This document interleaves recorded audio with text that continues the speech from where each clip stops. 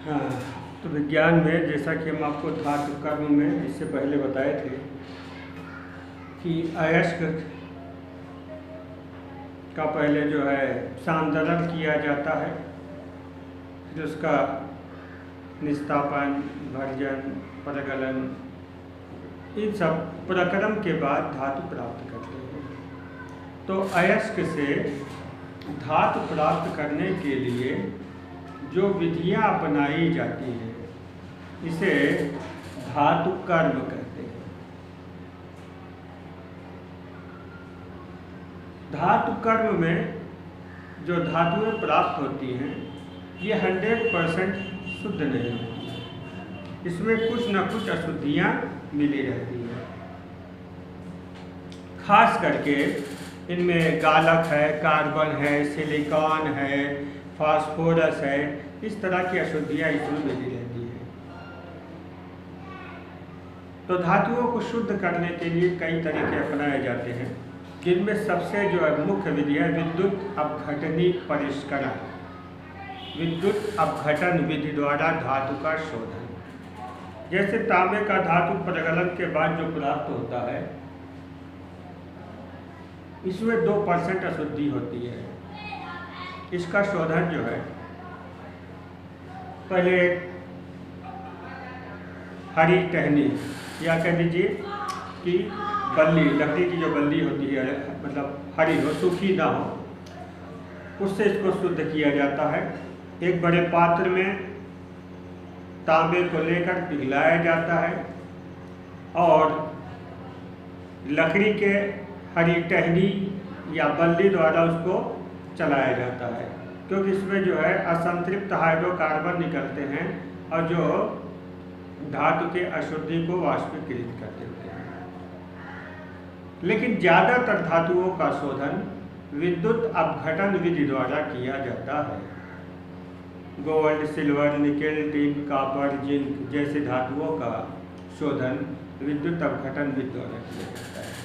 इसके लिए होता क्या है, एक पात्र में, जिसको हम लोग विद्युत अपघटनी सेल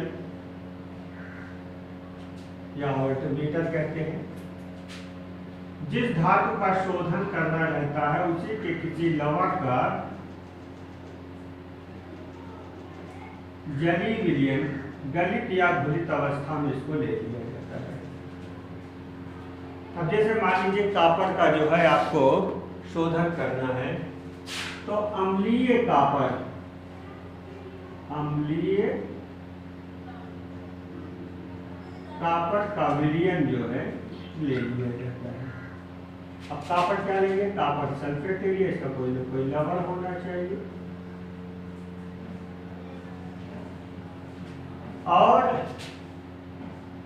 उसी धातु का एक शुद्ध प्लेट को इलेक्ट्रोड के रूप में प्रयोग करते हैं। शुद्ध धातु का प्लेट ये काम करेगा एनोड का, इसमें नेगेटिव चार्ज होगा। तो ये आपका जो है शुद्ध धातु का कैथोड।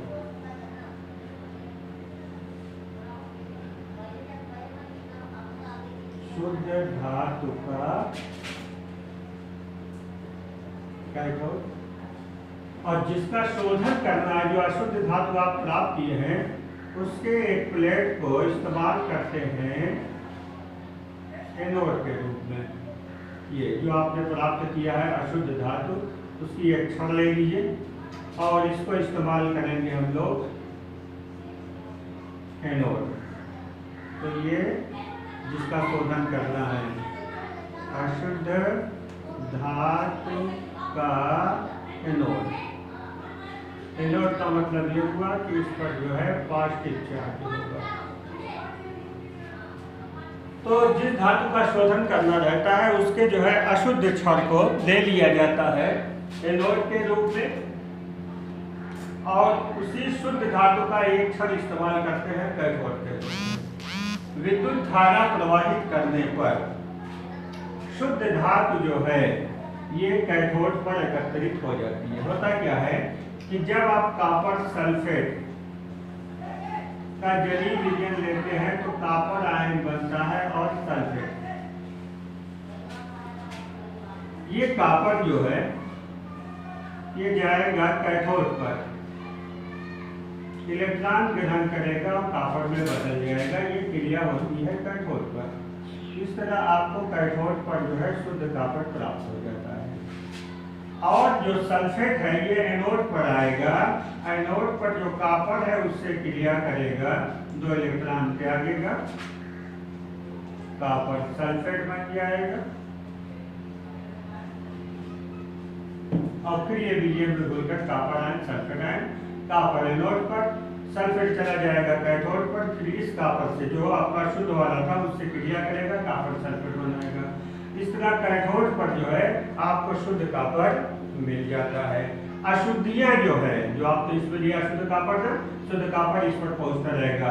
अशुद्धियां इसी जो है एनोड के नीचे गंदगी के रूप में नीचे बैठ जाती हैं, जिसे कहा जाता है एनोड मल। इसको एनोड मल या धातु मल, एनोड पंख भी कहते हैं। यह अवद्रव्य अशुद्धियां इकट्ठा हो जाती है। इस तरह विद्युत अपघटन विद्युत द्वारा जो है शुद्ध कॉपर को जो है कैथोड पर प्राप्त करते हैं। तो इस तरह से काफ़ी मात्रा में अशुद्धियाँ दूर हो जाती हैं और अशुद्धियाँ जो है एनोड के नीचे जो है एनोड मल के रूप में जो है एकत्रित हो जाती हैं। तो याद रहे, धातु का शोधन जब पूछा जाए तो आप विद्युत अपघटनी विधि, विद्युत अपघटनी विधि, धातु का शोधन, विद्युत अपघटन विधि,